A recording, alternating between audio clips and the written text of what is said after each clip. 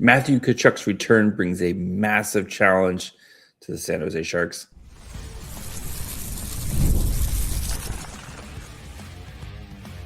You're Locked On Sharks, your daily podcast on the San Jose Sharks, part of the Locked On Podcast Network, your team every day. Hello, welcome to Locked On Sharks, the premier hockey podcast covering your favorite team in the Bay Area. My name is JD Young. I've been covering the Sharks since 2018, also the co-host of Locked On NHL. I want to thank you for making Locked On Sharks your first listen. Proudly part of the Locked On Network, the number one sports podcast network, where we cover your team every day. And if you want to be an everyday, all you have to do is just follow wherever you get podcasts. And of course, you can watch on YouTube as well. And we're going to get you ready for today's Sharks-Cats game as San Jose continues this massive road trip by going down to South Florida to play the Florida Panthers, who are getting a big boost with the return of Matthew Tkachuk. So we're going to look at how these two teams match up, get to know the Panthers a little bit more, look at lines for today, and then what to watch for. So let's get started by how these two teams match up. The San Jose Sharks 24-19-3.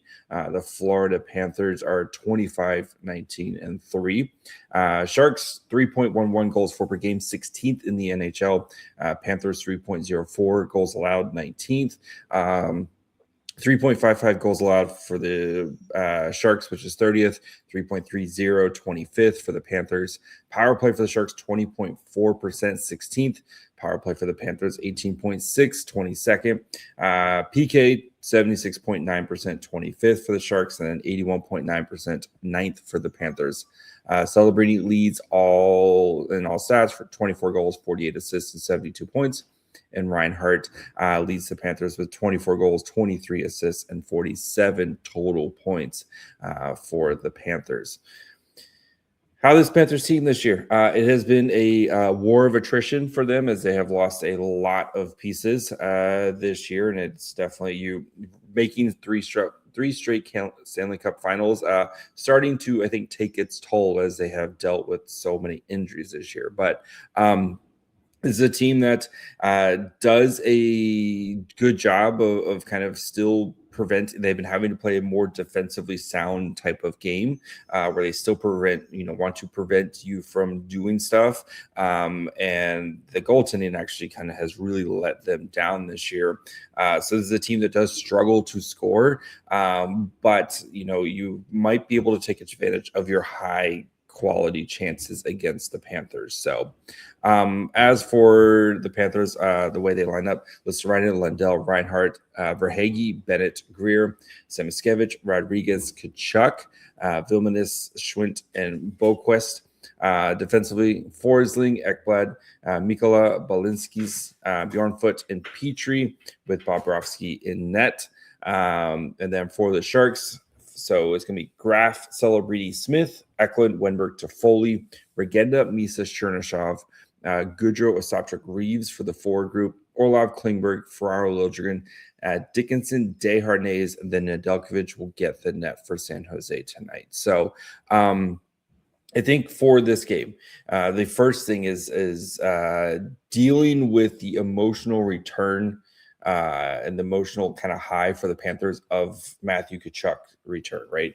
And while Tkachuk isn't the captain, he is very much the emotional leader of this team, and his play really kind of dictates how this team performs. So I think that is going to be key for San Jose, especially the first 5 to 10 minutes of this game, is navigating those waters.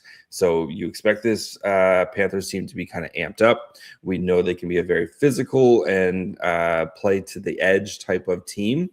So I think for San Jose, it's definitely trying to manage the first 5 minutes, trying to play clean hockey, and not put yourself in a position where you're down 1-0, 2-0 early in this game. Because I think while you can't win the game in the first 5 minutes, I think you can definitely lose the game in the first 5 minutes if you're San Jose. Where if the Panthers jump out and get to a quick lead, this has a feeling of a potential snowball type of game where all of a sudden it's 5, 6, 7 goals for the Panthers as they try to definitely look to reestablish themselves in the playoff race with Matthew Tkachuk's return. So I think the navigating the first 5 to 10 minutes is going to be huge for San Jose. So that's the first thing to watch for. Second thing I'm going to really focusing on this game is the return of Desharnais and how that affects the penalty kill. This power play is for the Panthers is kind of middle of the pack. We talked about yesterday how the penalty kill had a really rough week and has had a really tough month so far for San Jose, where they're operating at 66% right now. So Vinnie Desharnais makes his return. Expect him to get penalty kill time as well, and especially as that big body, right, 6'7" frame who can help clear the crease. I think that should help boost the Sharks penalty kill here. And I think getting a power play, which is kind of middle of the pack, is a nice way to kind of see where you're at here and kind of see if this penalty kill can start to make some strides, because this as we talked about yesterday, again, this Sharks penalty kill needs some help here to try to not be as bad as it has been as of late. So penalty kill, I think, is going to be huge. I expect Nedeljkovic to continue to play well. He played extremely well against the Capitals. I think he's got a lot of confidence going, and I expect that to continue for him. And then I think the third line, right? The Misa-Regenda-Chernyshov line. How are they utilized in this game? What type of zone starts are they getting? Are they getting opportunities? And then are they making the most of their opportunities? It's going to be a tough matchup against most likely the Tkachuk line, I think the Panthers are trying to kind of ease Tkachuk back into it and not give him just 20 minutes a night, especially with all the groin injury stuff that he has dealt with. So I expect Tkachuk to be kind of playing on limited minutes tonight. So can the Misa line take advantage of their opportunities? I think is going to go a long way for San Jose, right? You're expecting Celebrini to do Celebrini things. I do think the Wenberg line has a bounce back performance, especially after how poor that whole line played in Friday's loss to the Red Wings. So I expect that line to have a nice bounce back. But I think the Misa line is going to kind of be a big indicator of the Sharks. If that line's getting hemmed in and crushed, it's probably going to be a tough night. If that line can start to create some opportunities, don't have to cash in, but just creating some opportunities and at least giving the Sharks more than one line that you feel like can potentially score, I think it's going to go a long way. I do think, especially with tomorrow's game against the Lightning, which you're probably kind of chalking up as a loss, I think this is a big game for San Jose to try to get some points in this game. So I have San Jose keeping this thing close, and I think the Celebrini magic continues. The formula, right? Either get blown out or win it in overtime. And I think Celebrini does just that.